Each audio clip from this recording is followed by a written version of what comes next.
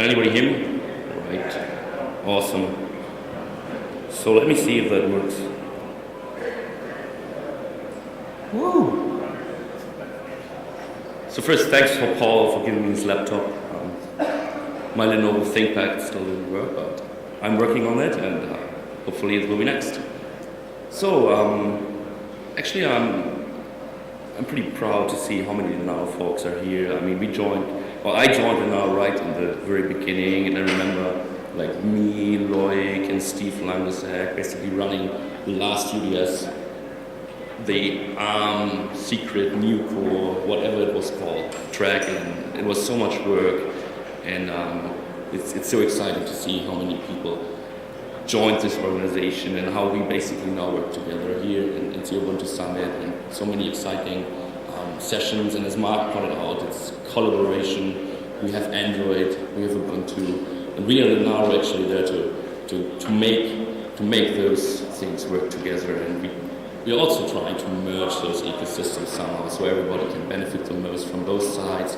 And we try to prevent all this fragmentation and so on, which is in the spirit of Linaro, as you might have figured out. So I'm tasked actually in Linaro to run the platform, which is kind of this small duplicate of what we have in Ubuntu. Like, we looked at it, how efficient it is to work on archives, to get daily builds out, to really get a community involved and really see how the full software stack is really working together. And this is actually what I think is really incredible what Ubuntu did, and we try to replicate that in some sense and adjust it in Linaro, reuse as much as we can from what the Ubuntu guys did, and then add our source on top and also scale in a dimension that is crazy, and you will probably see. So what is really the challenge here? And I think it's really hard for me to phrase it in 15 minutes because there are so many things going on in the platform, and I try to actually just give a few examples a bit later, and hope I can give at least some impression of what we are doing there. So first, it's really big and it's cool what we are doing. We work in Linaro fully in the open. We have management calls, they're all open, you can dial in, you can read everything on the wiki page, and it's so cool to work in this environment. And as I said, it really has become really big, and we tackle so many problems in Linaro that I'm kind of scared that we might be stretching too far, but the platform, in my opinion, is a really, really important piece to keep all these things together and really efficient. Similar to big, we have big names on board. It's really a joy for me to work with those guys. They bring in so much incredible talent, really specialized in their areas of work, and that's exactly where the platform can help, because they deep dive in topics like the tool chain, like the kernel, and they need something to work really efficiently on that and to actually show the world what they're doing and keeping all the bounds together.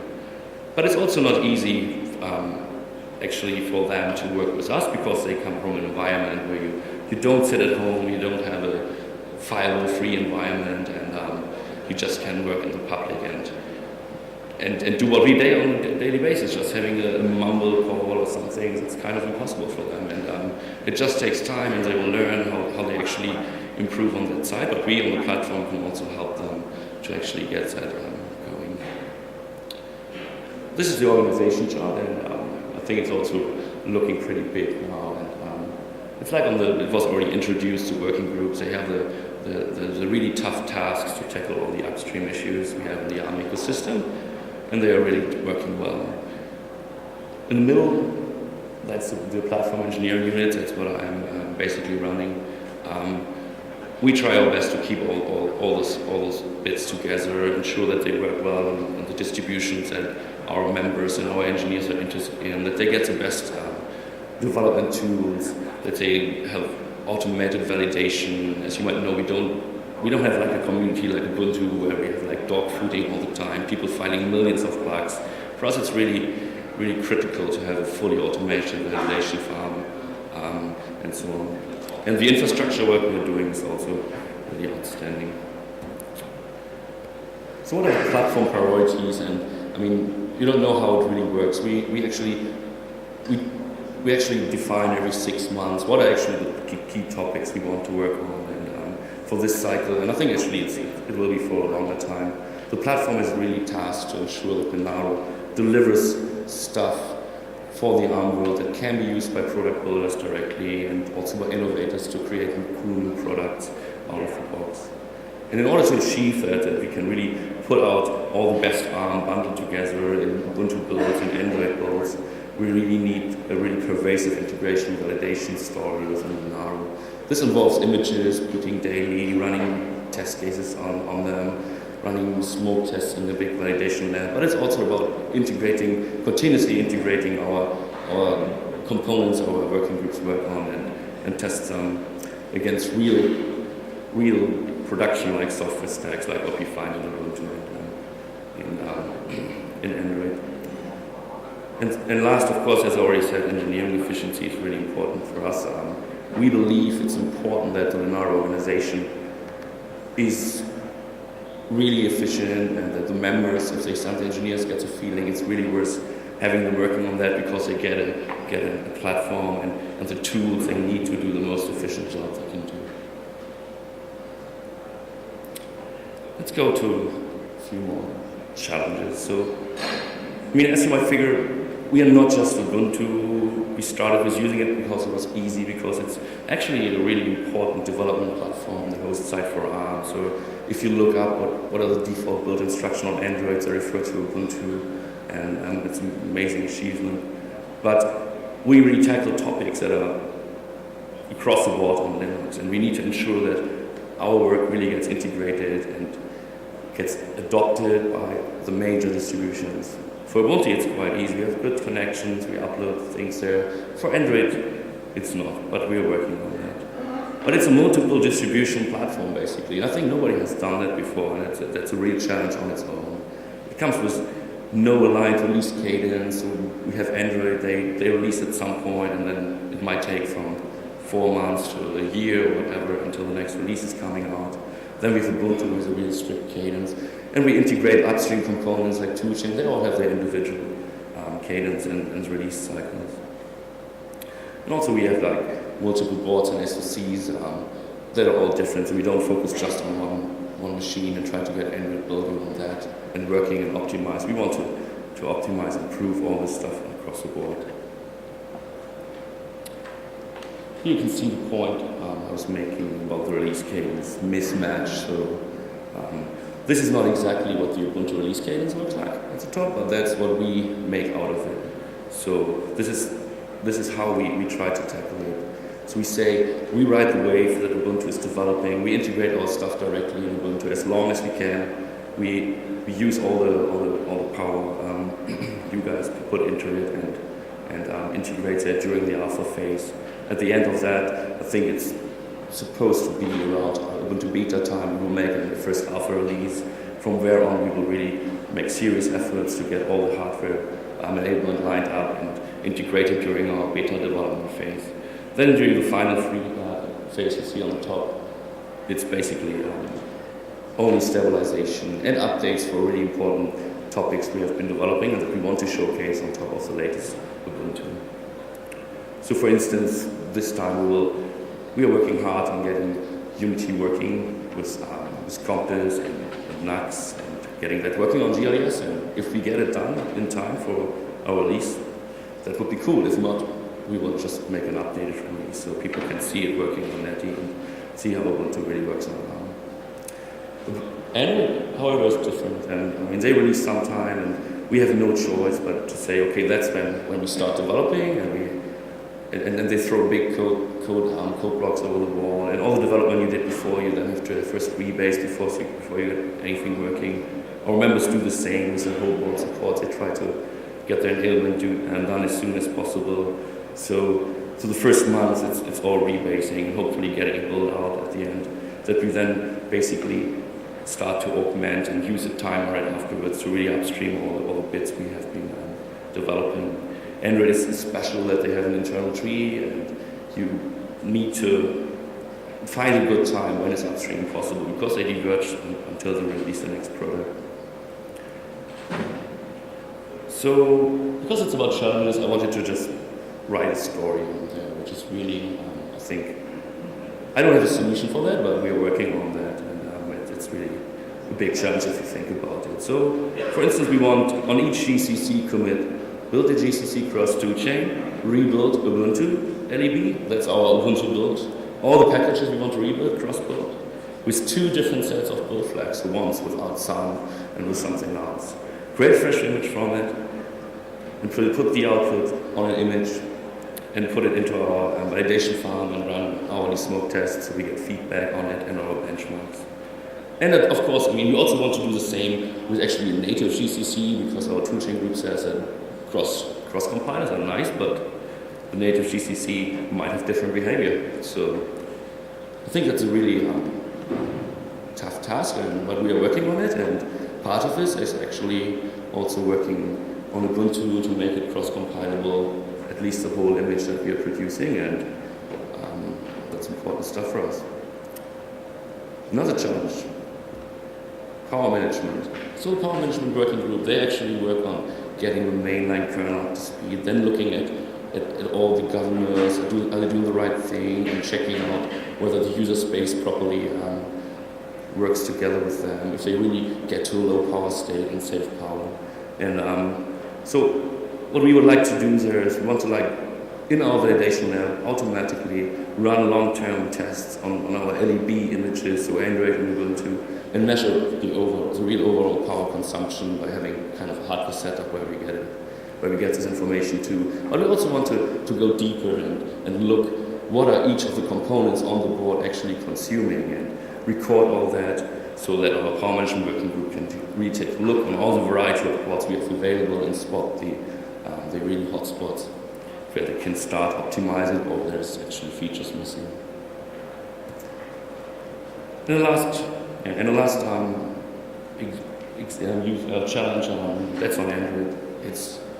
It's kind of similar, but it shows us the dimension what the platform there has to do. It's like a big story. You want continuous integration of all the working group outputs flowing into the Android platform, kind of automatically or semi-automatically. Similarly, we want to get the upstream changes getting pulled in, and our landing team contributions that work on all the hardware support and get the code out of the vendor silos, that call it like that. And all produce a really easy to consume Android build, which is really new. I mean, nobody has done that before. And Android is a source distribution like thing. It's an embedded solution. You can build it in one shot. And there are like projects that produce for a Beagle board an image, or for a Panda board, or for something else. And we really want to be the place that gets all that out. And the mission there is not only take all the latest software. We really look what is the best available and then make that a nice usable images, and with a goal that you can use product innovators can take this and do their own innovation on top, and we hope we can foster a healthy economy around this stuff. So I'm really happy that I don't have to do this on my own. So it's my team, and we have the Android teammates like Pfeffer is here, everybody's seeing him, James Westby really doing an amazing job on the infrastructure. For Ubuntu, we have a new rockstar, and I'm cut off. Paul Larson is taking over and presents our validation story. Thanks a lot.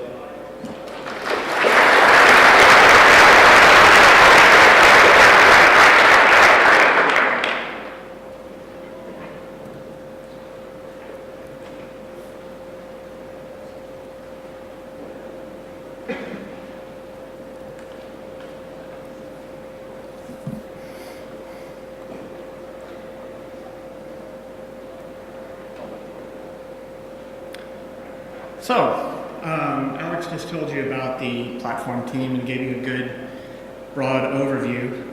The platform is what the validation team is a part of. So, we've got the kind of crazy task of trying to take this platform, which is kind of the sum of many parts within Linaro, many components, and it makes a great integration test for all of this stuff. But we've got kind of the crazy task of trying to take that output from the platform and do automated validation on it. So just some high-level goals that we're set out for us. We need to be able to deploy Linaro images, across a wide variety of supported devices in Linaro and without user intervention. So automating this is, of course, a pretty tricky task, considering that in the ARM world there's not yet as much standardization as there is in the x86 world.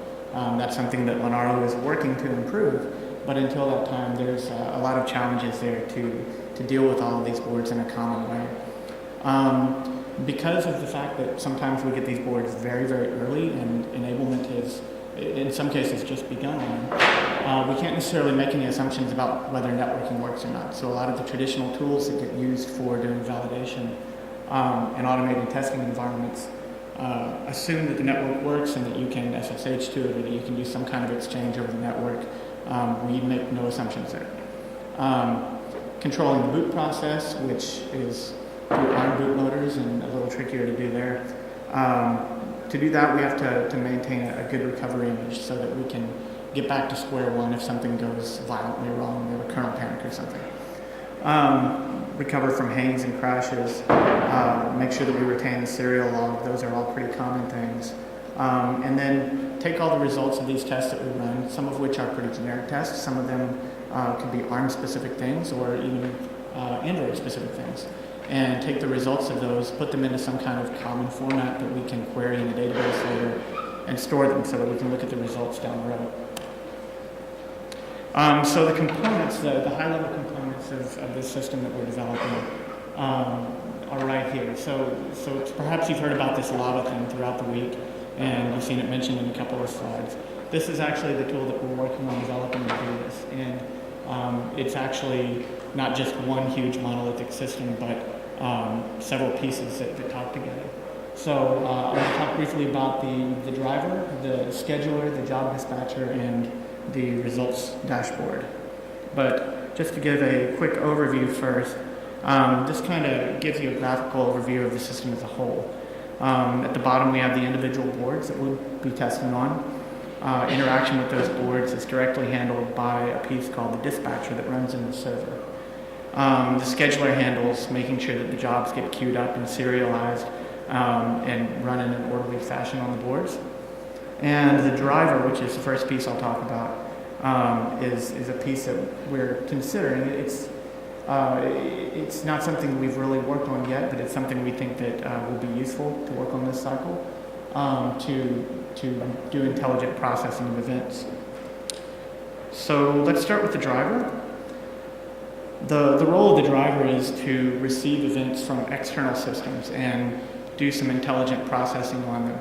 For instance, if I have a new image that is just built in Offspring or in our Android build system, it could notify the driver and say, hey, I've got this new image, or I've got this new hardware pack, it just built successfully, go run some tests on it. But we don't necessarily want to store that logic for exactly which test we want to run way up in the build system.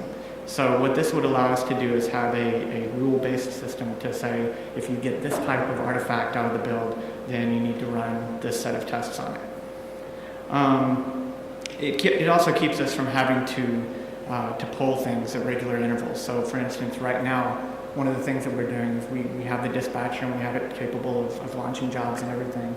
But to make sure that we're always testing the latest images, now the easy way around that is just to go out periodically and see, okay, is there a new image out there, and run tests on it. So instead of having to pull, we can have it push and tell us there's a new image. So if it happens multiple times in a day, we can test every single one of them. If it happens once and then we go for a week with something failing in the build, we don't have to keep testing that entire time. Next up is the scheduler. So we have begun work on the scheduler. There's a lot more that we need to do this cycle, but it's really going to be a hard requirement for a lot of the things that we want to accomplish this cycle. So the primary task is to oversee jobs submitted to the queue and make sure that they're executed as boards become available. The jobs can be scheduled on a specific machine, or you could also tell it, say, I want to run on some type of Panda board, and they're all pretty much the same, so it would just pick one out of the pool that's not in use or is about to become free and run it on that one. We're also adding support for tags that would let us do things like accommodate the power management testing that Alex mentioned earlier. So they want to have specialized hardware that's hooked up to not all boards, but certain boards. So the ability to say, not only I want this type of board, but I want this type of board with these capabilities. We are planning to probably have a web user interface for this at some point, but first priority is having an API that we can call remotely from other systems, as well as from command line tools. That gives us a much easier interface to work with up front. Finally, it also supports a job-wide timeout. So not only an individual action that it might take shouldn't take an insane amount of time, but say your entire job, you're expected to take no more than an hour, you might give it a timeout of maybe a little bit more than that, so your job doesn't go running 24 hours and run off the rails, and you wonder why your tests aren't queuing up after that. So this is kind of my poor, feeble attempt at showing a graphic that shows the pieces and kind of how they talk. So we would have the driver and the command line interface talking to the scheduler.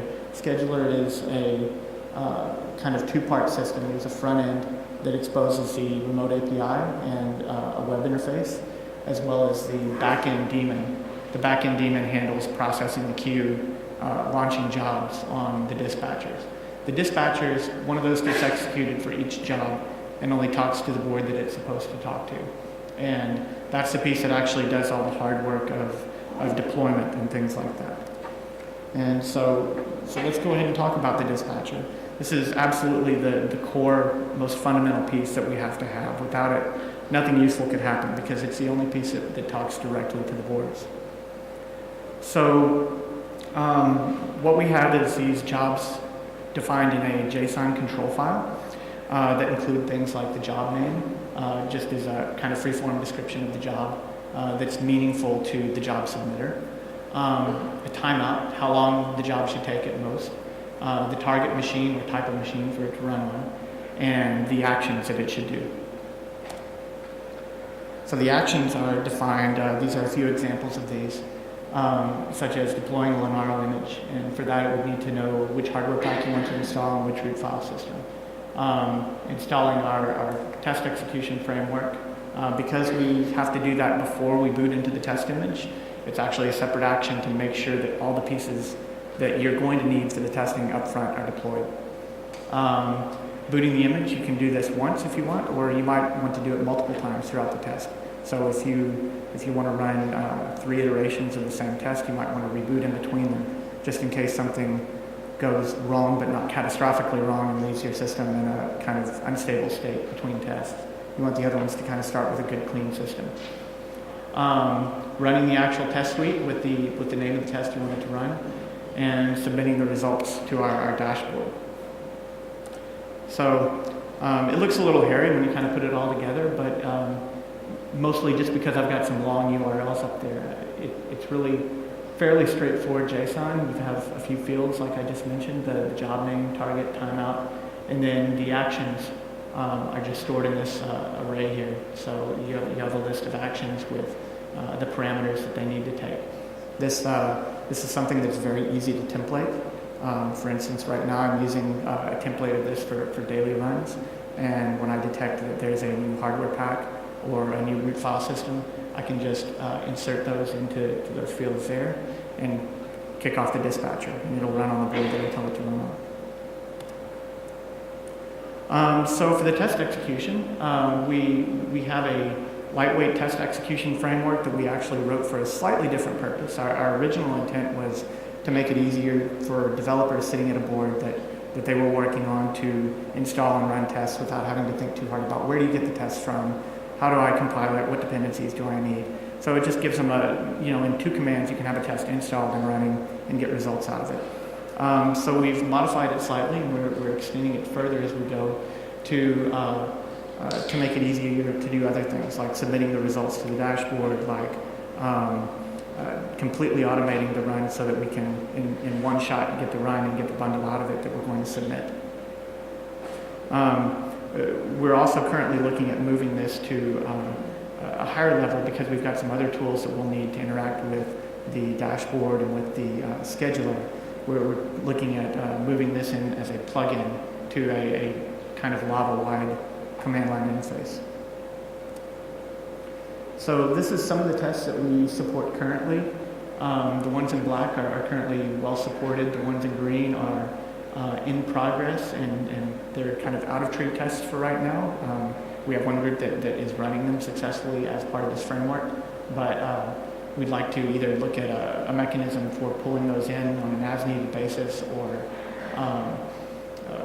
just bringing them into the tree completely. The other ones are kind of ones that are on our roadmap to look at least, but we don't have them quite yet, although a few of those might have been updated since the last time I did this. So we are adding more and more tests. And we definitely look to the working groups to kind of tell us what are the right things that we need to be running. What are the kind of results that they need to understand whether they're getting better or getting worse. So this kind of leads into deployment. And this is actually kind of one of the more interesting parts of what we have to do, because all of these boards are different from one another. There's no one right way to deploy images to boards. But what we do need to start with on all of them is what we call a master image. And basically it's just a stable image that we can start from. It's the one piece that has to be rock solid, because if our test images are crashy and we have problems with them, that's fine. You know, we can say, hey, the boot failed, or hey, this test failed, and we can gather serial log output for debugging later and things like that. But this is the image that we need to be able to recover into if something does go wrong. This is the image that we start with so that we can do the deployment. If it's not stable, then we can't really successfully automate on that platform. Once we have a stable base, then on the server, we have a process where we take the hardware pack and the root file system, or in the case of Android, it's actually 3 tarballs that we need to take, and deploy them to the image. And the way we do that is we have a tool called Linaro Media Create that handles the process. This is actually an infrastructure tool that all of Linaro uses. It's not just for validation. It handles taking the root file systems and installing the necessary other pieces, like the kernel. It handles laying out the partitions, making sure the bootloader is installed, and things like that. Then it extracts a tarball of a boot and root file system, installs them to a test partition on the images, and reboots. I have way too many slides, and so I'm not going to be able to get through them all. But let me see here. I got to show you this part real quick, I promise. So the results dashboard. The results dashboard is a really cool thing that we've been working on for a while, and it's very capable of storing results and also synchronizing results between other dashboards. So if you want to have more than one and move some results around, or if you want to use it to back up, you can use it for that. We've also added support now for reporting that uses another branch to define XML data sources and has a very flexible means of creating your own reports, so we can do that without having to modify the base code. And this is just a quick screenshot of one of the interfaces showing some of the streams in it, and just a quick screenshot of a graph of some of the results. And I know I'm like totally out of time, but if you want to see a demo of this, please come to the Linaro Technical Showcase tonight, and we'll be putting on a demo of this as well as many other things. That's all. Thank you.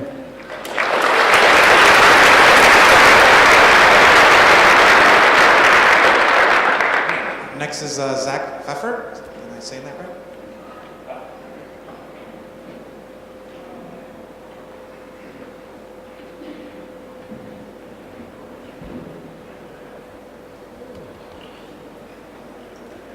Alright, guys.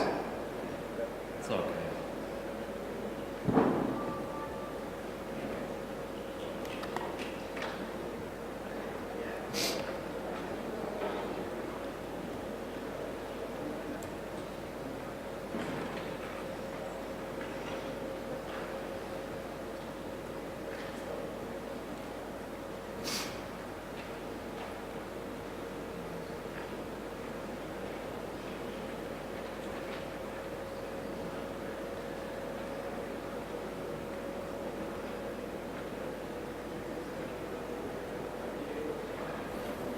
Howdy. Big group. So, my name is Zach Pfeffer, and I'm going to talk to you about Linaro and Android. I'm going to talk about first kind of how Alexander and the gang have bootstrapped Android and in this 11.05 push, and then where we're going to go for 11.11. And so anyway, let's see how it goes. So the question is, how do you eat a whale? Got a lot of things with Android. It's a big platform. It is completely different in a lot of ways from a typical Linux distribution for various reasons. But you eat a whale one bite at a time, and we're going to do what we got to do one patch at a time. So what's the scope of the Android platform team? So we provide Linaro optimized builds of the Android software stack. We help consolidate and improve the Android ecosphere, working with Google or device manufacturers through our landing teams, and also the upstream community. So everybody gets to be mad at Google for a little bit, right? Because they're not participating great in the upstream community, but you know, I look at it, they've got a job to do, and our device manufacturers, they have a job to do, and now Linaro has a job to do too, and I think that Linaro and Android is happening at the perfect time. Everybody wants to do the right thing, but there's not a lot of time in the day, and so having somebody like Linaro who's dedicated to upstreaming Android and improving Android and standardizing it makes a lot of sense at this point. And we also are tasked with extending Android validation. A lot of the value we're going to bring to the Android ecosphere is in validating across boards, which Linaro is uniquely situated to handle, because we're not trying to put a product out, and we're not trying to put Android out on a product. We're actually taking what we've got on these low-cost development boards and validating those and bringing the code up to a place where it's not just a BSP. It's a real, validated, tested, platform-ready build that people can build devices on. Because you know, Android is much bigger than tablets, and it's much bigger than cell phones. It's a solution to an embedded systems problem that we've had for a long, long time, and it's a good solution. Fully integrated, up and down the stack, to the point where you can put an Android device out in 3 months these days. I mean, that's unheard of. So, of course, our goals are to reduce ODM OEM's times to market and to upstream Linaro optimizations. So, why do you upstream at all? Aside from open source and wanting to work within the open source community, which is absolutely important, you upstream so that the next time around, when you're upgrading and you're pulling in new Google features, you're pulling in new device features, that your merging actually goes down because your solutions made it up. Common solutions to problems that exist in all the Android platforms need to be upstream because it'll help everybody out. To say nothing of the open source, of opening up what is becoming roughly an untenable situation. These huge binary blobs. I mean, an Android unit without binary blobs is pretty much nothing. So we got to do some work on that. That's what we're going to do. Well, Alexander and the gang have had some great accomplishments. Monday was my official first day, so this is a pretty good third day of work. Worked getting up to speed, finishing up my other job and then coming here. But Alexander and the gang, I've really gotten to know them and gotten to know what they've done, and I'm really excited to work with them. We've been focused on getting patches upstream to AOSP. We've got 25 patches sent, 9 merged, which is actually pretty good. And as a sample, we've had an ARM optimized string copy, and we're reducing memory size. So 2 tangible benefits. One, for improving performance and limiting and lowering memory usage, which any embedded systems developer will tell you is an important thing. So we've also had things that have been accepted but not merged that are currently on deck for adding ARM Neon optimized scanline, which is intended to improve boot animation. So things users can see, and when those are accepted, those will be things that Linaro can point to and say, look, we made an improvement. And then the entire ecosystem will be able to take advantage of that. And that's what it's all about.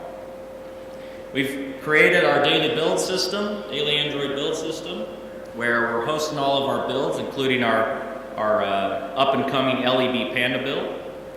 And this build system will act as the place where people can come and not only get builds, but do builds. And that'll be nice. We've also nearly integrated OX Bench with Lava. The guys at OX Lava have done a fantastic job with pulling in the work they've done to actually put together a set of tests that will really prove out Android across all the platforms. Alexander got everyone very excited about what Linaro is going to do at the 2011 ELC.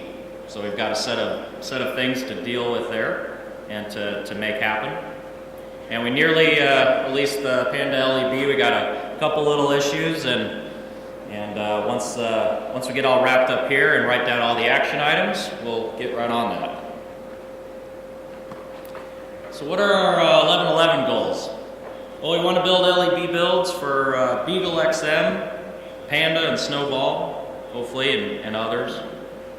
Want to implement, with the help of various teams, an efficient code review and merge loop. Of course, we want to upstream. We want to work with our landing teams and our working groups to start pushing Android changes up and work out the copyright and contribution issues that are associated with that. To say nothing of the actual mechanism that you need to get that to happen. Obviously, want to push validation. A lot of our, like I said before, a lot of our value add is being able to validate across all these low-cost boards, which will be unique in the industry, actually, because everybody's so focused on getting their stuff out that not a lot of people have the ability to create a single solution because they don't have the stuff to test it on and they don't have the resources to do it. So Linaro will be that resource, and that'll be a good thing. And we're also going to help consolidate the Android ecosystem.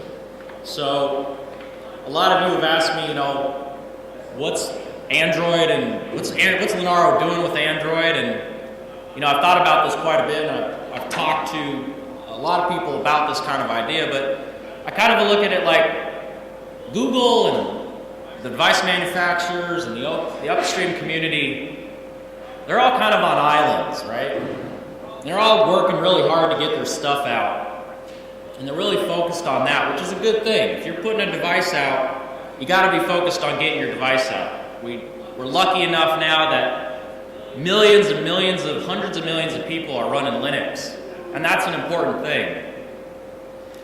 But it's also important to upstream because all these people are taking advantage of the work of hundreds of thousands of people, dedicated individuals.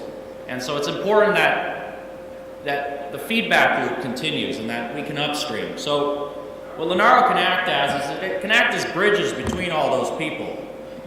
All these islands that are working and facilitate this communication. And a lot of, that'll be really up to us and how well we execute on our validation and our toolchain improvements and the patches that we push up.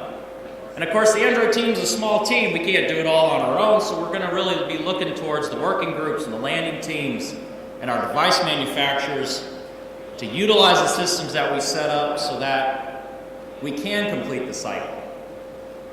So, anyway, I would ask that all of you, we've got a lot of work to do, and I think it's going to be a lot of fun. I certainly wouldn't have come here to do it if it wasn't going to be fun, because I left a job that wasn't very fun. So anyway, I think we're going to have a good time. We're going to try to get onto a monthly clip and get stuff out as soon as possible, because in Android, 6 months is like an eternity. There'll be, probably 1,000 Android devices that come out in that 6 months, so it's a big job. Anyway, thank you very much. And anybody has any questions? I think we have a minute. Anyway, thanks, guys.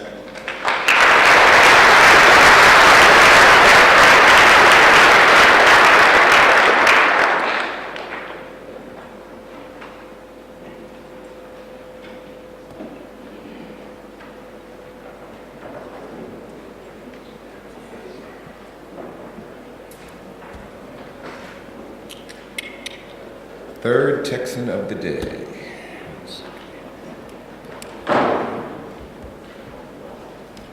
So, 1 second here.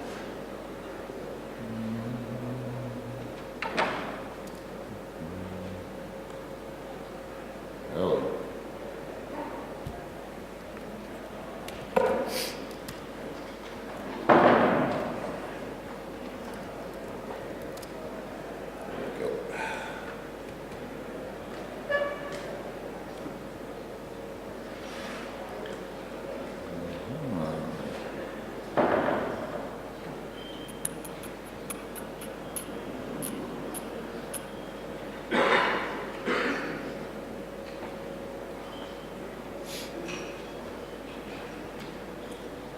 Okay. Hi. So this is not about Linaro. Sorry if you can hear that. Well, actually, no. I take that back. There's a part of that. There's plenty going on. So this is what I call Ubuntu server motivations. I used to manage many teams, as many of you know, and currently I manage the Ubuntu server team. And I thought it would be important to kind of talk about what we've done with server and where we want to go with it, and kind of the motivations behind it, and lay out kind of the decisions we've made and want to make as we head towards the LTS, which is really a big release for us in terms of server, because of the extended support. A lot of server gets used right on LTS. So first, this is for those of you who don't know American football, which is probably a lot in here. It's a picture of a play, football play. Circles, squares, X's mean different people in the field. There's crazy arrows going everywhere. Basically means options where the ball will go, and you throw the ball downfield. The relevance of this is specifically around strategy, right? And you have multiple options. You want to make the right decision. There's going to be decisions you don't make because you don't want to, in this case, throw the ball the wrong way to the other team. And in terms of server, it's making decisions to make sure that Ubuntu server succeeds, right?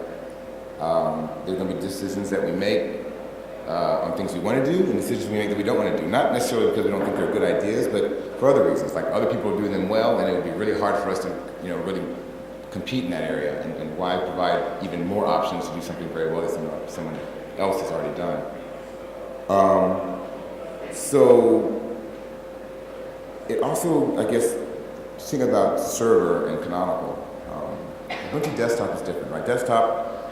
Linux on a desktop is a huge task that I think we're succeeding on, and that Canonical wants to play a big role in and pushing things forward, and hopefully you make some money off it around services and such. For server, we don't have to convince anyone that server works on Linux, right? And Linux servers. I used to come from. I previously worked at IBM years ago in the Linux Technology Center, and I remember sitting down with the vice president of open source strategies, Dan Fry, and he would tell us, look, this is very early on, and everyone laughed at us for doing Linux on server. He said, look, we got to prove it and make sure it's enterprise ready.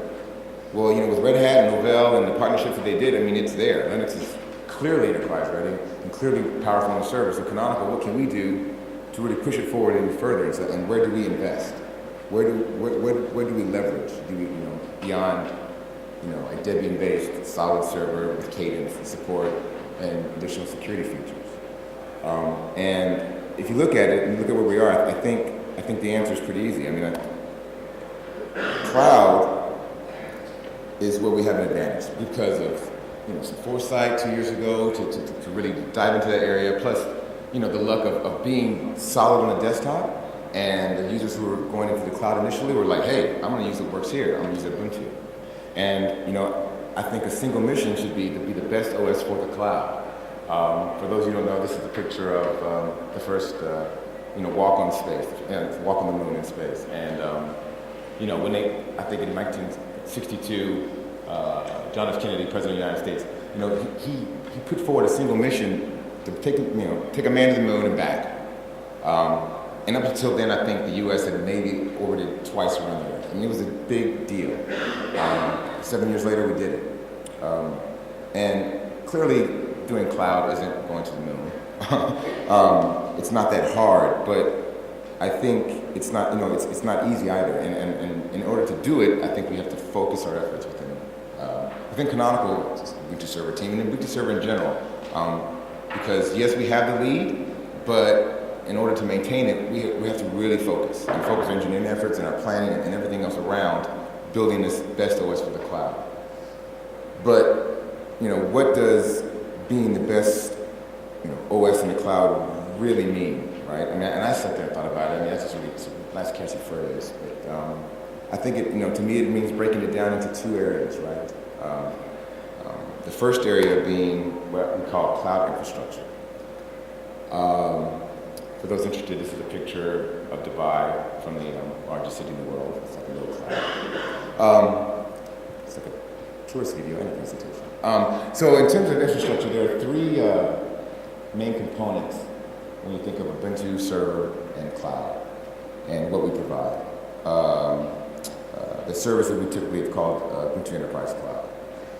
Those components are first hardware support.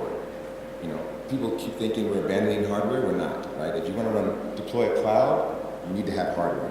And so we focused on, what we typically call high volume, low end servers, Intel AMD ones that can easily pull in and pull out that are cloud friendly, right? We chose a cloud software stack, which has been Eucalyptus. That's EC2 compatible, AWS, Amazon Web Services, because we feel that having that bond is strong. And we've even worked on tooling within Ubuntu to make it easier. For example, if you've used UEC in the past, it's on the CD. We felt like you're going to deploy your cloud, stick the CD in, and go from there.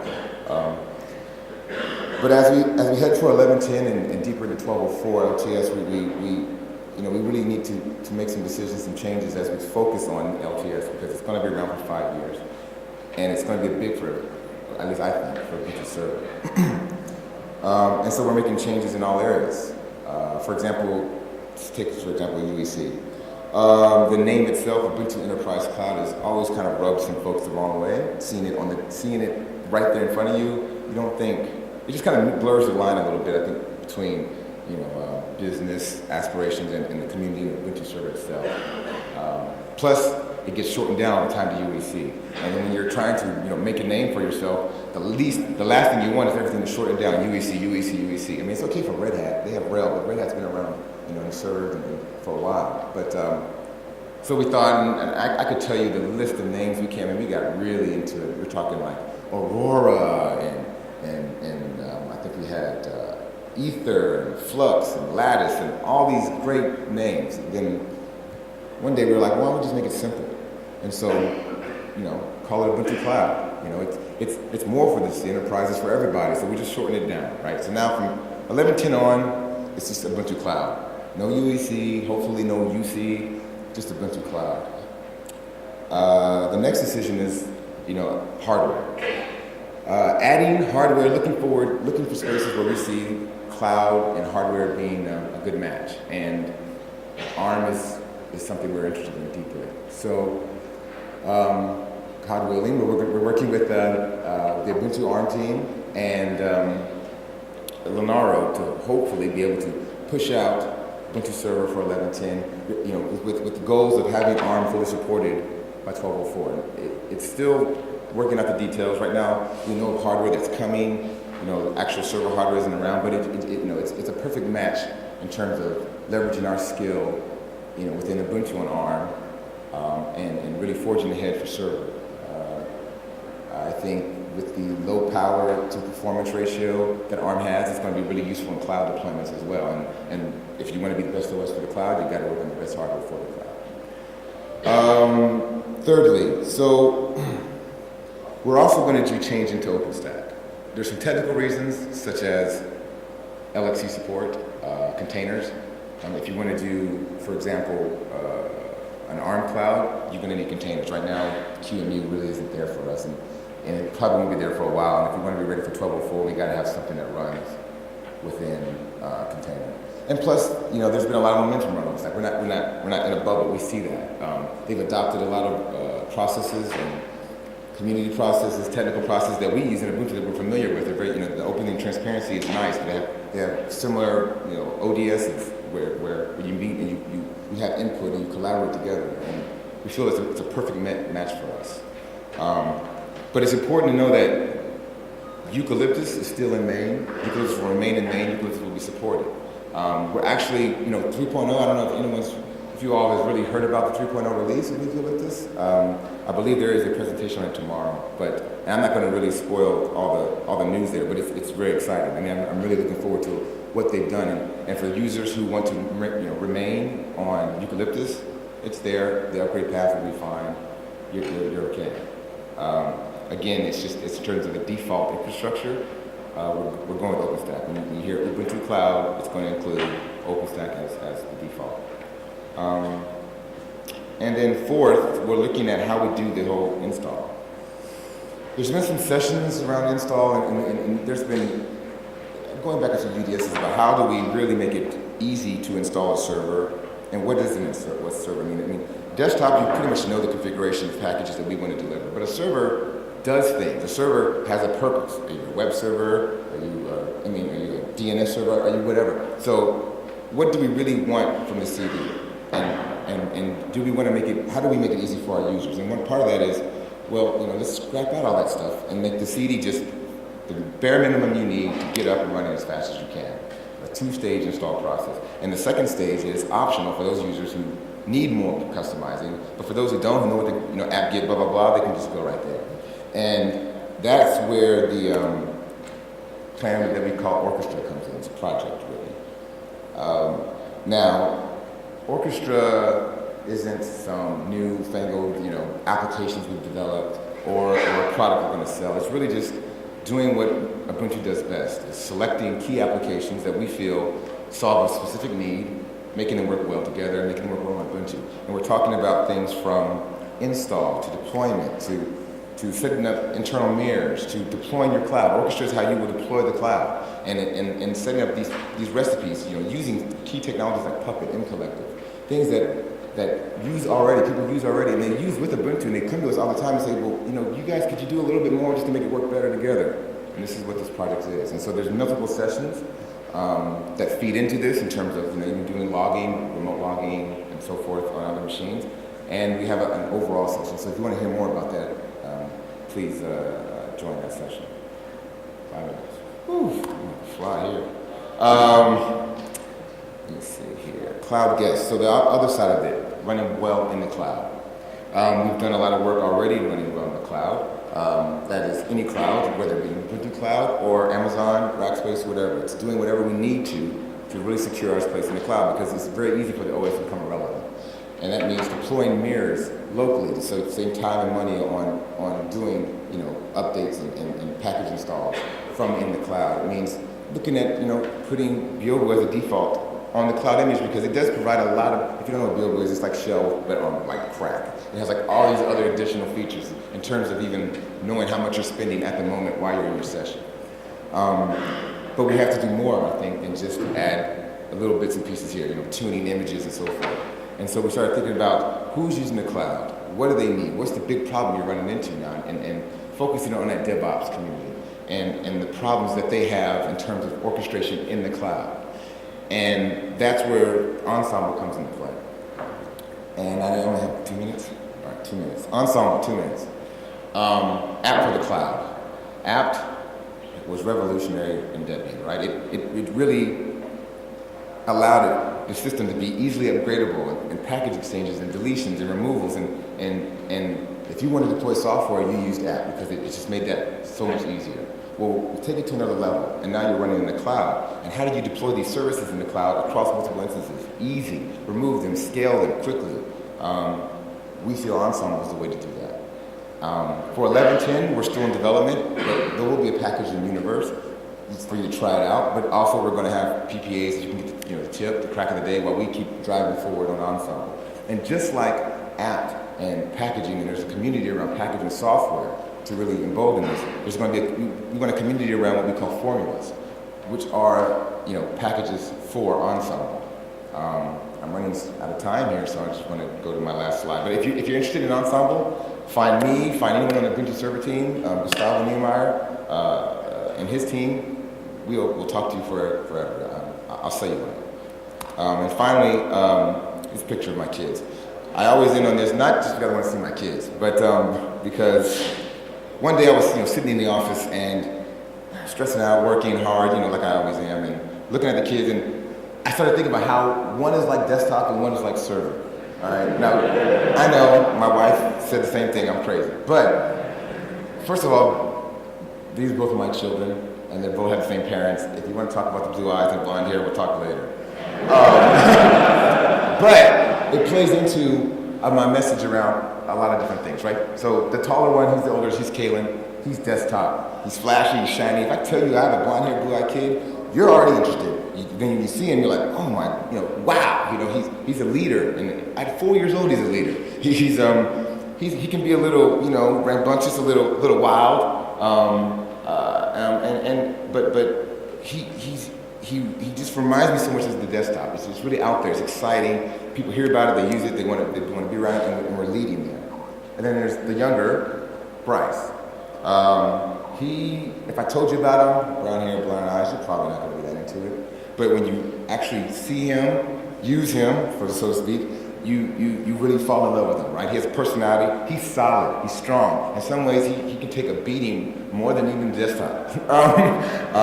But he's young, so he needs a lot more guidance, a lot more focus on where he needs to go, and he's just coming to his own. But what I want to say is that, apart, I can take care of one of them at a time, easy. They're easy. Together, they're like a force to be reckoned with, right? They can take over a room, a house, like you wouldn't believe. And I think we can do the same with desktop and server, right? We're the only OS besides Microsoft Windows that really has a strong footing in desktop and server. And we should use these and interconnect them so that, when you deploy desktop, you want to deploy server in the back end because there's a cool connection there. When you deploy server, hey, you know what? I want to roll out Ubuntu desktop as well because I'm going to get these additional features. And so in Indian, I just went, during this week, just think about ways that we connect. I mean, yes, we are different, but as a former manager of foundations, trust me, there's a lot in common. We're all just an app get away from the other. And that's it. Thanks.